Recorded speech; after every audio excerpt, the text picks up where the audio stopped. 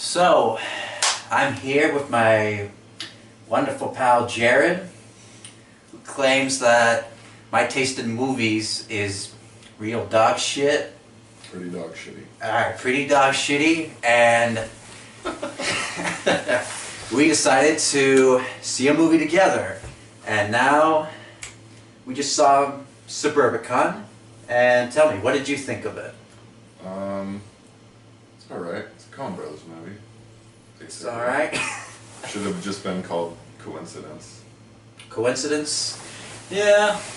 A lot of the events in the movie did seem like a big coincidence, one after another.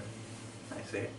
Yeah. I just felt a little bit disappointed with it, especially since the Coen brothers wrote the majority of the script, but to me it felt like it tried to be 3 different movies in one. You know, it tried to provide, like, to me, one of the movies it tried to be was try to provide, like, it tried to say some social commentary, mixed it with a insurance fraud movie, and I just felt that the final result was a little bit mixed. Like, it felt uneasy, I would like to say. Uneasy. Yeah. Lackluster. Lackluster, I would want to say. It was. I think it's a interesting time to have like a 50s kind of style movie, since everybody's like, bring us back to the 50s when America was great. Yeah, especially really, especially with the current events of today, it seemed interesting to. But I mean, it was really kind of the shittiest time in American history. Somewhat, yeah. I think the idea of like, you don't know what your neighbors are doing, and the wholesome family is kind of the worst. Like, that stuff it's like pretty on par. I like that they didn't tell you what his gambling debt was. The illusion that the sisters were like twins at the beginning of the movie, like, that was kind of interesting. They didn't get into any of the like backstory planning or any of that stuff, and then there was really no other commentary about the black family that moved in behind them, aside from like, go play ball. Yeah. And then when she's in the checkout line and they're charging, like, asking $20 for everything, it seemed like that she would have like pushed, her personality would have pushed back against it, and it didn't. Like, I felt like they were gonna blame some of the insurance thing or any of the mishaps like on that family. I mean, the rest of the community did, right? But like, that family in particular seemed to not, like, a fucking marching band going off behind their house and people singing day in and day out didn't seem to bother them at all. And then the like playing catch over the fence end bit is just like a little cheese dicky, but yeah, it's also kind of in that the tradition of that kind of like movie where it's like, you know, everything's just gonna go on and everybody's gonna, you know, the kid's gonna be fine. But yeah, it's a little jumbled. I mean, you can definitely see the Coen brothers' hand in like every step of it. There were definitely some moments where you could tell that the Coen brothers were involved in the making of this movie, but I felt as if, you know, the George Clooney arrangement of it kind of seemed to weaken the movie a little bit. Yeah, I mean, it was entertaining. The score's really good.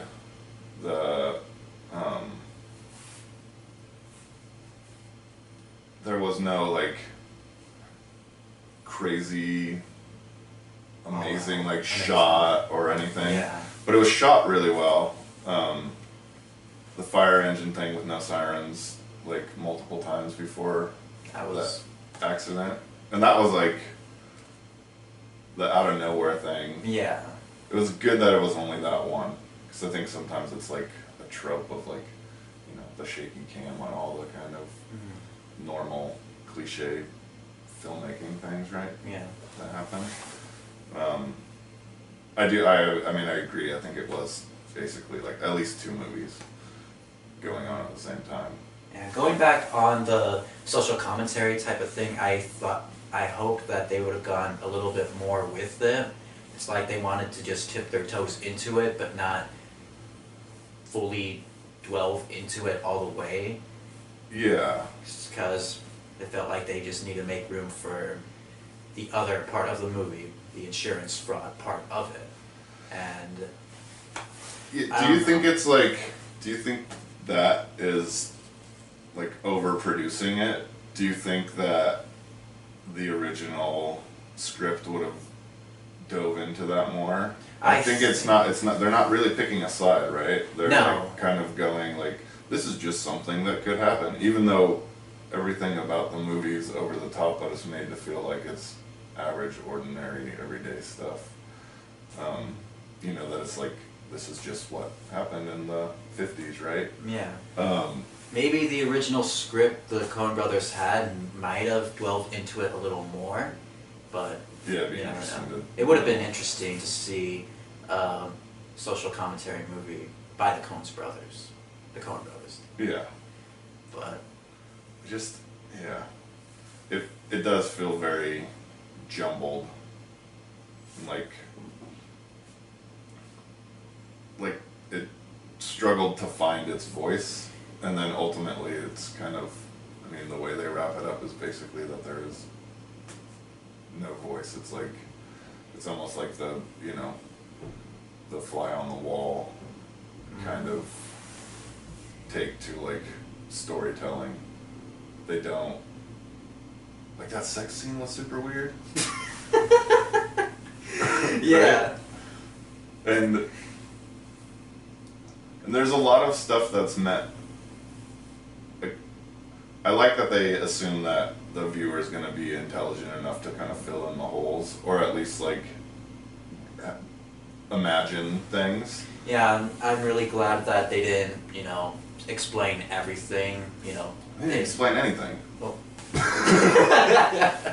it's kind of like they wanted to do a little bit more of a show not tell part of filmmaking, which I like, but they kind of did a little too much, as in they forgot to explain the entire picture, like the whole thing. Yeah, there's no, like, even when they're first talking about Aruba and bed, and it's like almost every scene where you think you're going to get some kind of explanation for anything, like how long their relationship was going on, right?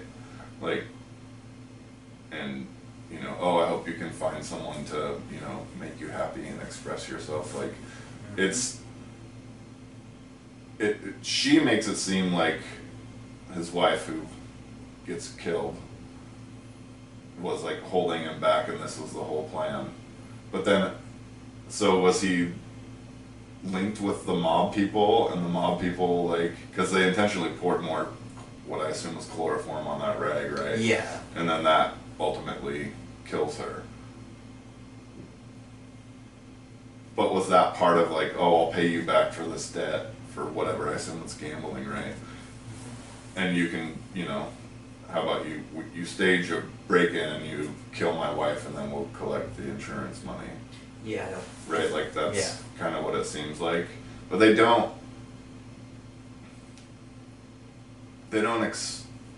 explain any of it, and by doing so, I guess it's like, it's open to your own interpretation, right? Like, I'm sure there's going to be a lot of different views on what was happening with, you know, whoever sees it. But I don't know. It's kind of weak. Like, visually I liked it. The storyline was good enough to kind of keep me interested, and like having a dialogue in my head, watching it, being like, oh, what is their intention? And ultimately, like, it doesn't really matter that much, right? If it's entertaining or not. But it's kind of, because I'm with you, like, I like when they don't explain everything, and you know it's open to interpretation. But to make it successful, in my opinion, there has to be a little bit of a wrap up, or a little bit of like enough clues to lead you to whatever they're thinking. But there's fucking none of it. Like, there's none. So it's like they open a little bit too much for interpretation. Yeah, What you're saying. because everything's open to like them knowing where he works, the relationship between the brother-in-law, like coming to the rescue, and then always being pushed back, and then so it's a brother and a sister, or brother and two sisters, right? Yeah. And that they don't even act like Brothers. that. Sisters. Yeah, that they Yeah. almost that they don't even know each other. So it's just, yeah, I guess there's no real dynamic. There's no like relationship building. You don't really understand what's going on in any of it. Mm-hmm. And then there's also like the sandwich part. Like, that's one of those things where it's like, where is anybody going to forget that happened? Like that she put the pills in the thing, in the milk, and that, you know, that he's threatening his kid. And like, when that scene was going on, I knew that there would be, like, he would give him that scenario, and then probably, you know, and then you can live option. Mm-hmm. But it could have been something like where he's like goes to attack his son or something, and then, but it's just like everything's kind of lackluster. It's just like that, you have Sunday in Suburbicon, you have as much time as you want, and then it's just done. Like, then it's the next scene is him just, and like even when he started, like, he's switching the channels, and that remote was super weird. Like, I want to know if a remote actually was like that, where it's basically just the light that clicks at the thing. I don't know if such a remote existed in that time, or if does one like that exist now? I mean, I guess the basics of it is, you're just shining a light to indicate to change a channel, right? That's what it's infrared now. But I mean, maybe it was a light then, I don't know. And then, so he clicks and he's watching TV and he's like, oh, this is a story of a young boy, and it started at 2. Like, I really thought that was going to be like the TV, because like that's the time period, right? Like the 50s, you know, it's probably late 50s based on just the cars that were in it. Yeah, right? late 50s or early 60s at the latest. And so that's when everybody's enthralled with TV. So then I was like, oh, it's gonna be this, like, the kid's going to be watching a program that's like summing up, like it's a parallel or something. Oh, like the events of what happened in the movie. But then it's just, he just goes play a sketch. Yeah. Do you think that if the Coen brothers actually directed this movie, that it would greatly improve on many of the flaws that were in the movie? I don't know if greatly. I think it would have been, obviously it would have been different. But I think that George Clooney, like almost all the actors are in other Coen brothers movies, right? They wrote the screenplay. And I think that, I would just assume that Clooney's got such a hard-on for them that he wouldn't veer off the script so much. And the first thought when I left and I saw that it was, because I didn't look up anything about the movie. I tried almost always not to look up much about the movie. Like, I saw Loving Vincent last night, and I saw that there's all these behind-the-scenes things about how they painted it, and I didn't even want to look up that stuff until after I watched it. So I try to go into movies not knowing much about the movie. But my first thought was, if they wrote it, like, maybe it was just something that they didn't think that was that great, and so they shelved it. And then Clooney was just like, he just loves everything they do, so he's like, I want to make this movie that you guys think is kind of dog shitty. And what happened was not a dog shit movie, but very convoluted and Yeah, it's just somewhat like mediocre. coincidental, lackluster. Yeah. Like, I mean, at least there's not. It's refreshing to watch a movie like that right now because I think that a lot of the major stuff, and I would assume this is probably it probably has a wide release, but I mean, I don't know, but I think it's a lot better than a lot of the other garbage that happened this summer. You It's know, definitely better than Transformers. Sure, so to I didn't bother to watch that. I can't. I don't No. want to listen to Marky Mark do the same thing if he's still even in that franchise. He still is, unfortunately. I can't. I could give a shit less about those movies. But I mean, I want more movies like this, but Done better. Yeah, but not this. Maybe made by more competent filmmakers. Or even just a stronger screenplay. Like, I think that there's so much. I mean, it's not like a brand new idea, right? Like, there's so much remaking of stuff, and there's such a like lack of original ideas that when anything that's even close to being not, you know, the kind of normal trope, it seems like it's this big, giant, amazing thing. But that's not what film used to be. No. And you know, we could go into a lot of social commentary about that, but it did some fun things. Like, it's a fun movie. It's just not great. You know what I mean? Like, Yeah, I mean, I got a kick out of watching it. Like, I got something out of it, but I just felt like it could have been something more. yeah. So to say. You know? Like, well, it could have a lot more. Could have had a real storyline, or any kind of connection between any of the characters. Like, every character felt like they were on an island, and they would kind of like bump into each other a little bit, but they all kind of have this. It's almost like the character development never really happened. You know what I mean? Yeah, Like, there's no real. You don't understand anybody's motivation in the movie for anything. It's not even a strong love story. It's not a strong insurance fraud thing. It's the black family moving into a neighborhood is not really that strong, and I actually think that that was almost a little bit overdone, right? Yeah. Like this, and I don't know. Maybe we could go find interviews of people on the news from then saying similar things about, you know, a black family moving in and destroying this perfect suburban neighborhood. Things I did like about that storyline is that there's no geographic location, right? Like, they don't really talk anywhere. Yeah, which is, I mean, hence the name, right? The military school thing. So the police character's name, what was his name? Was like I don't know. Hightower, which is Hightower was one of the police academy.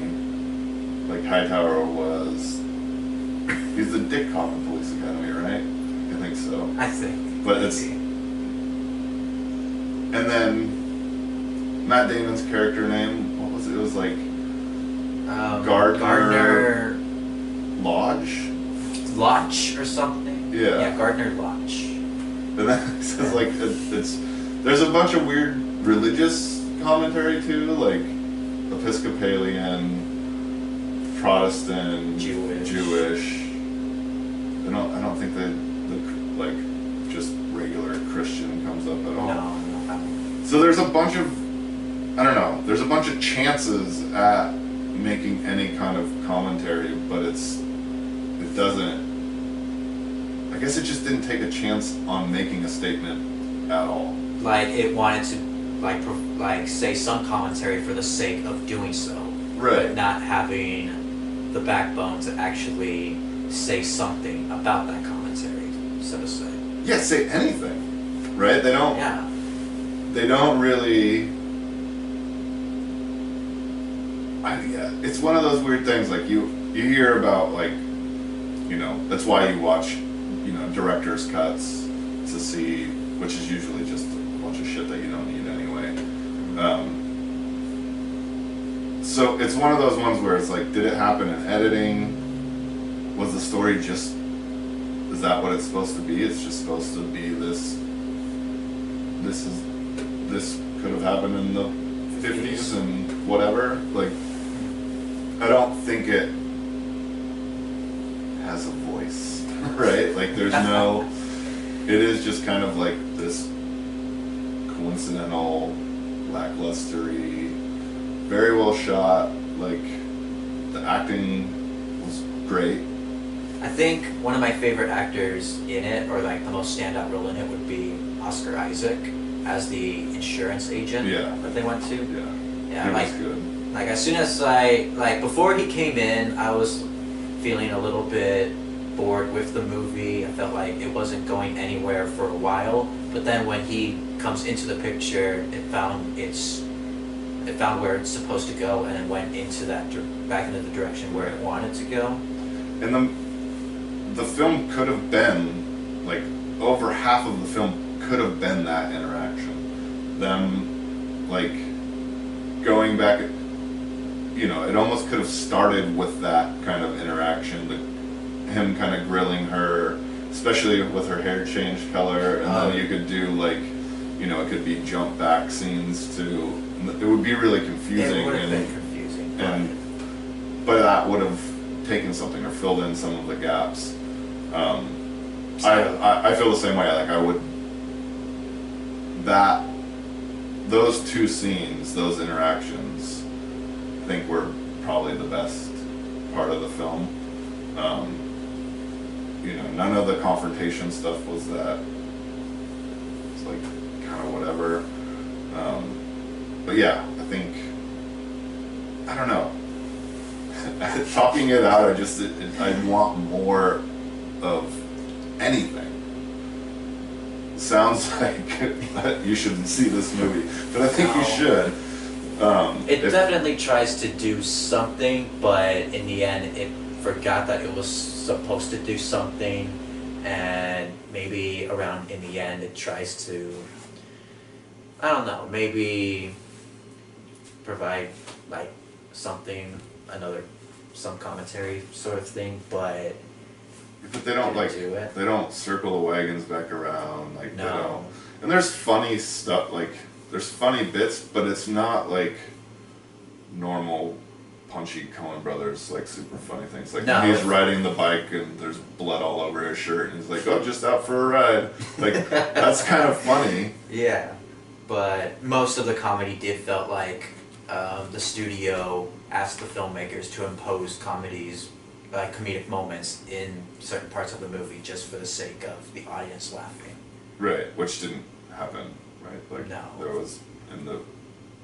wasn't very many people in the theater when we were watching it, but like 15. There's like giggles at the most. Yeah. Right? Like there was no belly laughing or anything like that. So yeah, I guess it's just kind of it's kind of a bland. It's kind of forgettable, right? Yeah. Especially for how much they like. There's a lot of previews for it. Like I remember seeing the trailer for the movie a lot when I go out to the movies, but and it's been on for a while. Yeah. Another one that's been on for the 3 Billboards, which like when the fuck is that coming out? I don't know. The 3 Billboards Outside. I feel like I saw the beginning or those trailers like almost a year ago. Really? Like, yeah. It's supposed to be out in November of this year. Okay, somewhere.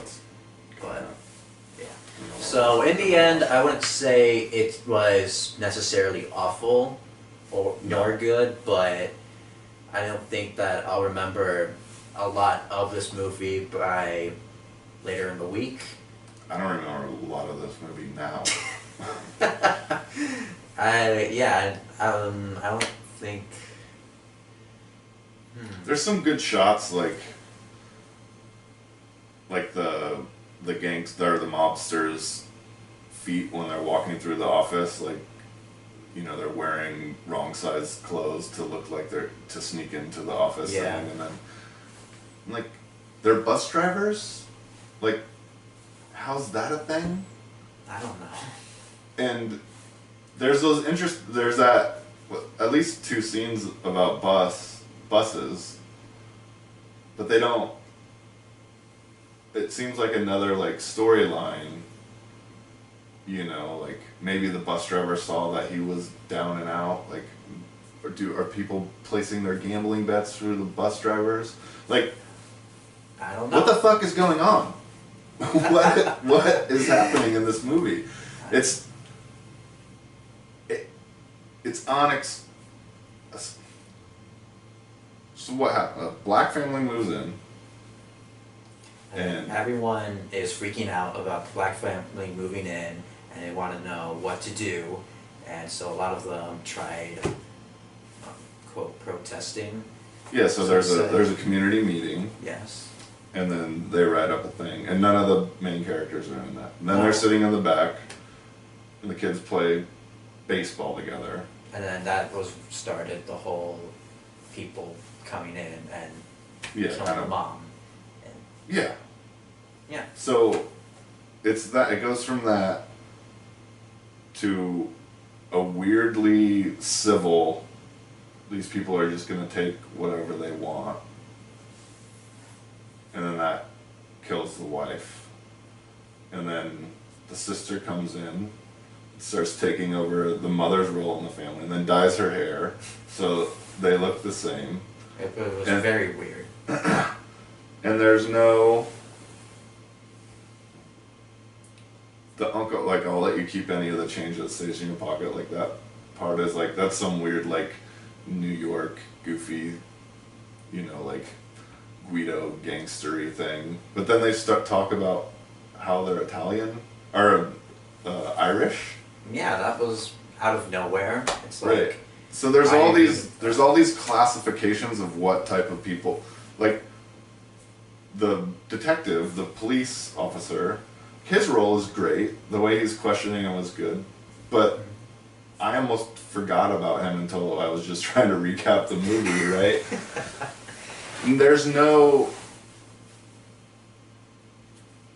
like, plot points in the storyline. Laying them out, you would think that it's, like, super easy to get any kind of cohesive narrative, anything like wrapped up and solved. Like when the black father goes in to the burnt out car and opens the glove box, and then he's like flipping through a checkbook or something. I thought those were burnt pictures or something. Was it? But it wasn't like maybe. Why would you keep a bunch of pictures in your glove box? I don't know. There's just, I like the resilience of that family. Like, don't show them that is bothering us, and she's like hanging up her clothes on the clothesline, and they're banging the drums, and you have to eat a lot of food to get that fat. And then when he's tired, someone else comes and beats the drum. Like, the 2 kids.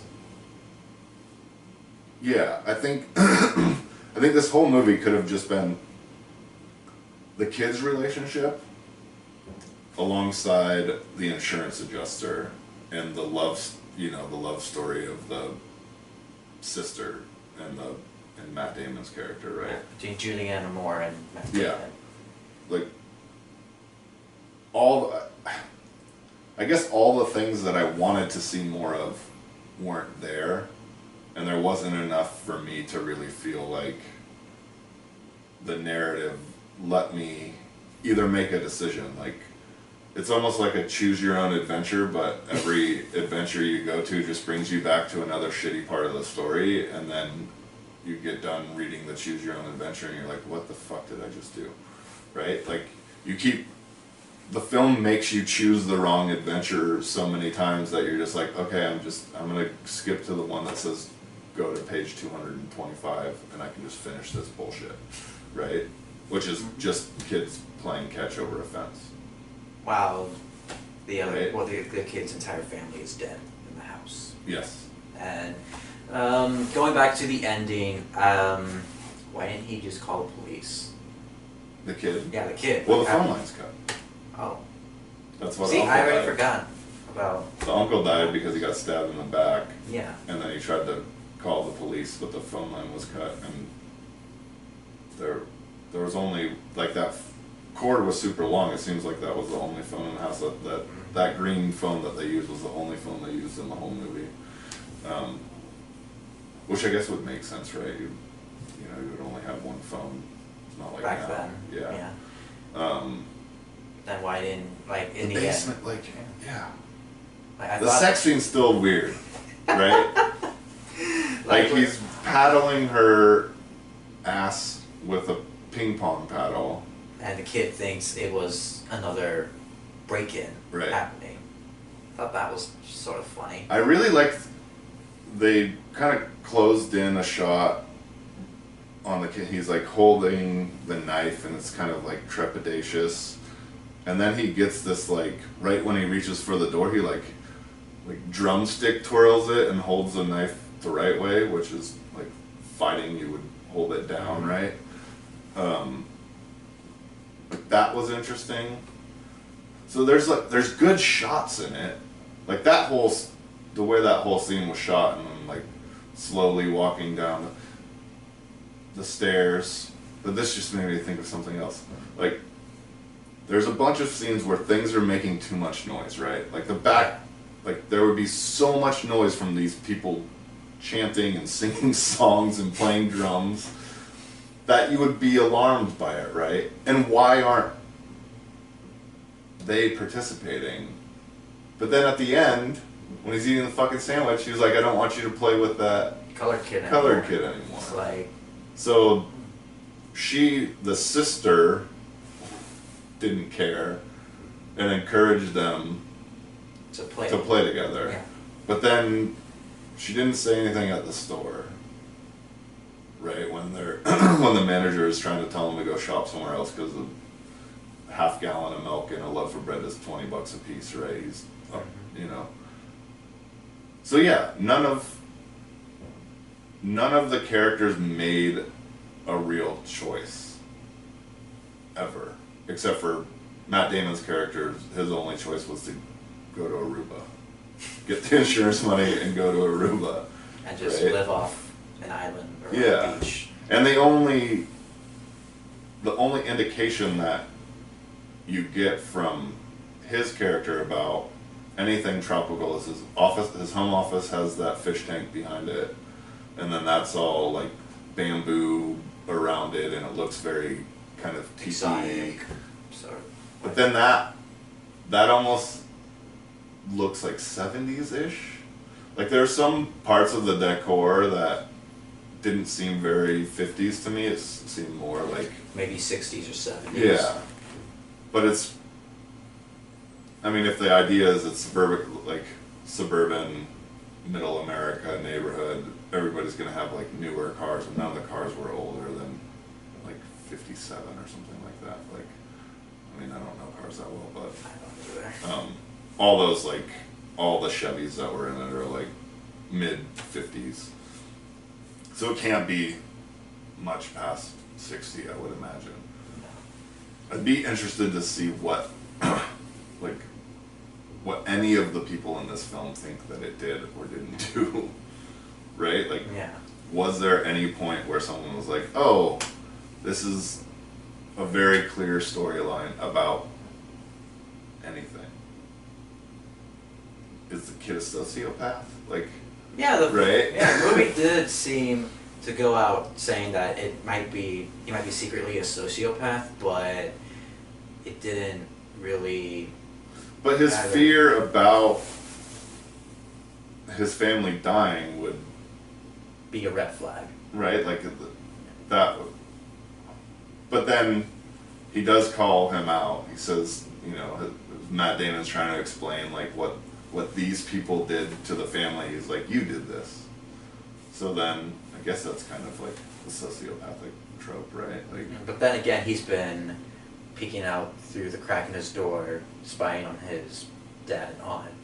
So, that could be another sociopathic trait. what was the boss? What was he? He was like we're together thing, like good talk, which I think that is kind of indicative of that time. Like people didn't really talk about, you know, how things were, but you know, everybody's a little bit odd about like pleasantries and, you know, people passing and the idea of the kind of like gossipy, and then just that she just has a giant bottle of pills that would kill someone.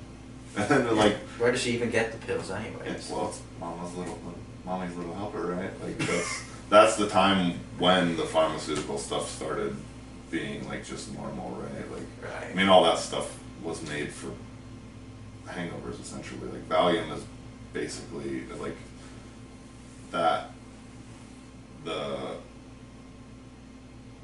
What do they call those? Benzos. So any benzo is basically made to squash your like alcoholic withdrawals, and that would be like the perfect time, right? Like the late 50s, early 60s would be the time that stuff would be starting to get overprescribed. Yeah. But, and again, like there's a bunch of parallels of then and now, like almost like someone that had something that the film wanted to say made sure that some of the stuff that was parallel to today would stay in the movie, right. so to say. Right, like the happy family, but everything's fucked up, right?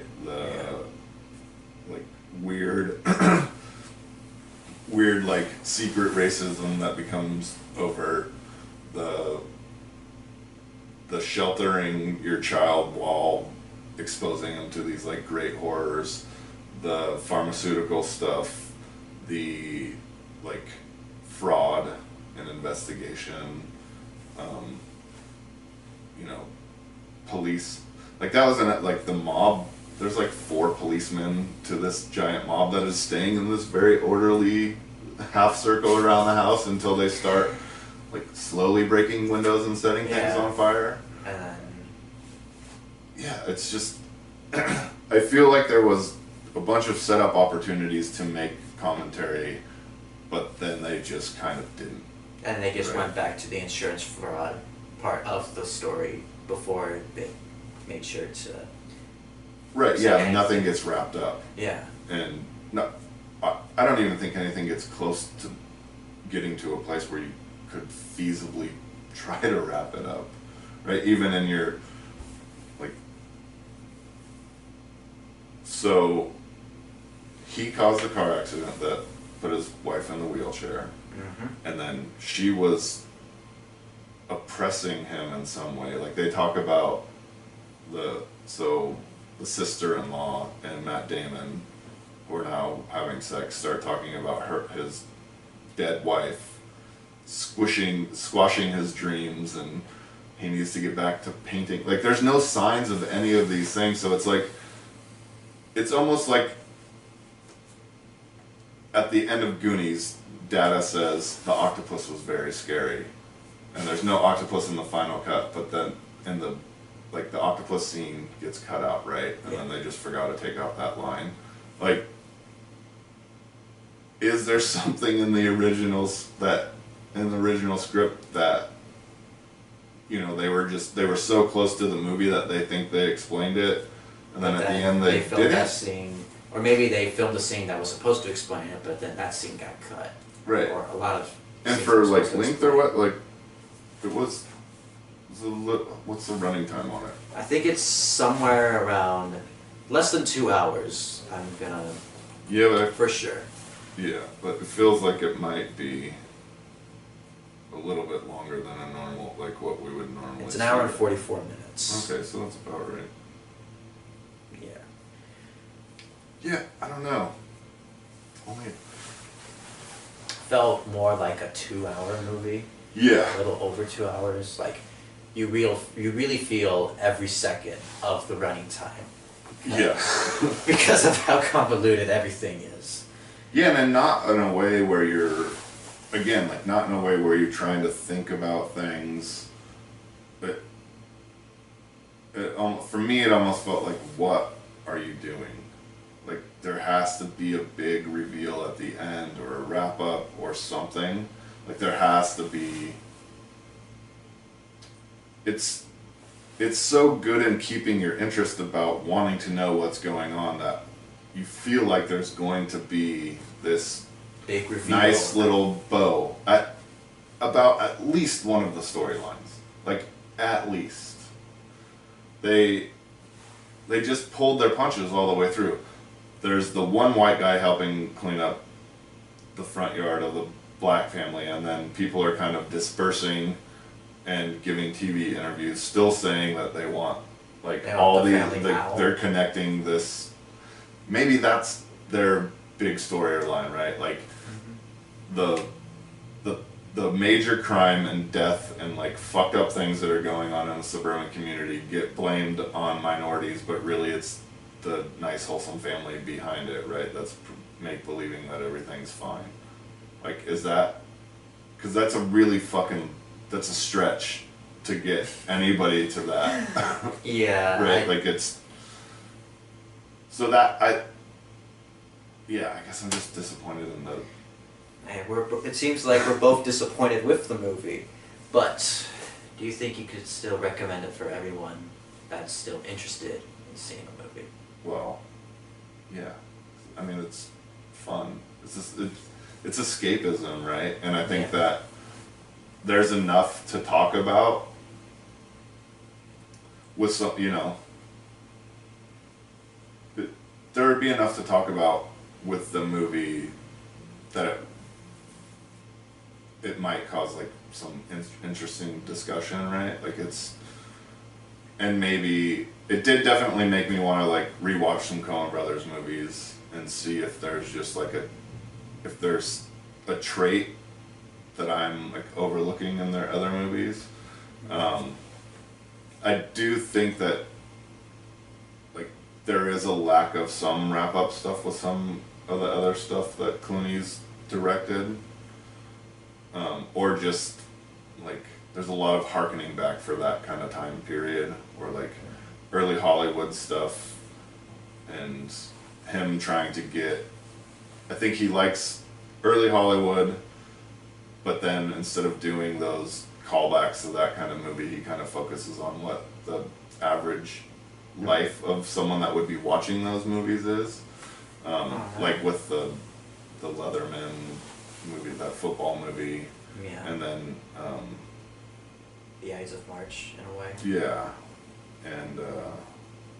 and even the one with Sam Rockwell in it, where he's the weird spy, and he's the, what the fuck is that movie? I don't know. I can't remember the name of the movie. God damn it. Oh boy. It's has to be Sam Rockwell. Oh, dang.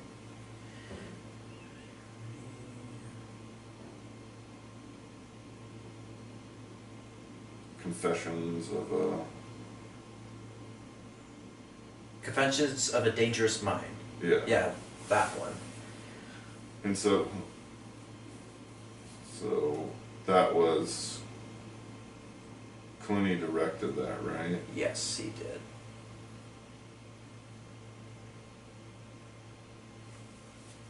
And it was based off of a book.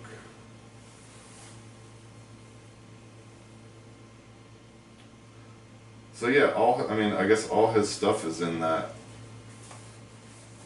kind of era, right? Like I guess it's a big one, but like between the 30s and 60s. In a way, yeah. I don't know. I don't know. I'm looking for an answer. I want to like it, right? Like there is a lot of stuff to like in it, but yeah, I guess there's interesting parts, but it just feels lackluster in the end. Yeah. So to say. So I would say that for anyone that's still interested in watching it to say what they would think themselves, I'd just say wait until it's out on Blu-ray. And then, so that you don't have to pay support your $10. local theater. Go out and see it. Yeah, I don't know if it's worth the $11 or whatever. You know. Whatever. I don't. It's definitely See it- worth the yeah, see it on $2 a night rental for Yeah. one night. See it on I'd say. the cheap day, right? Yeah. Oh, you guys don't do that here, but.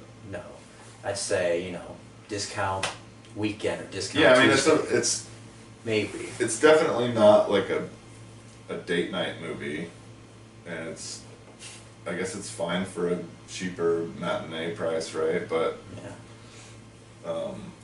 yeah, I don't. I mean, I think the people that want to see it are probably going to see it, right? Because it's one of those movies that if you're into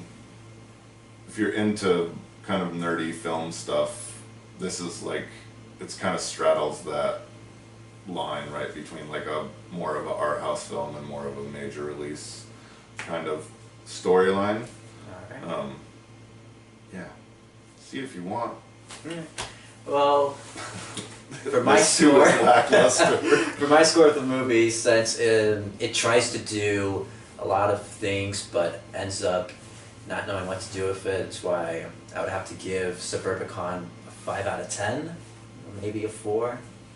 If I'm not really, I'll go 6. I'll go 6. Yeah, like some of the, I mean, visually, and I think the score, at least in the first half of it, I think it plays really well. I like that kind of, like some of the super 50s sounding, like, like happy-go-lucky, like Yeah. Mayberry kind of, as kind of like weird gnarly shit is happening. See, it's not even that gnarly. No. There's nothing that's like, what the fuck, or oh my, you know, there's no gasping, there's no, it's, Struggle. There's a little bit lack of more struggling or choking. yeah, it's just, A little. even the violence and death was not even like, it was just like, okay, that's a thing. You know what I mean? Like, it's Yeah. just, and I think that's what like tripped me up. Like, there's so little attention to those scenes that you feel like you are going to get a narrative explanation for it at some point, but it just, in my opinion, just doesn't really come. Like, I don't, right? Like, nothing got. So yeah, visually, for sake of, you know, having an interesting discussion with someone that might hate it or like it, and I get, yeah, 6. 6, 5, maybe 4. Yeah. So, if you've seen Suburbicon, let us know what you think of it, and we hope we see you in the next review.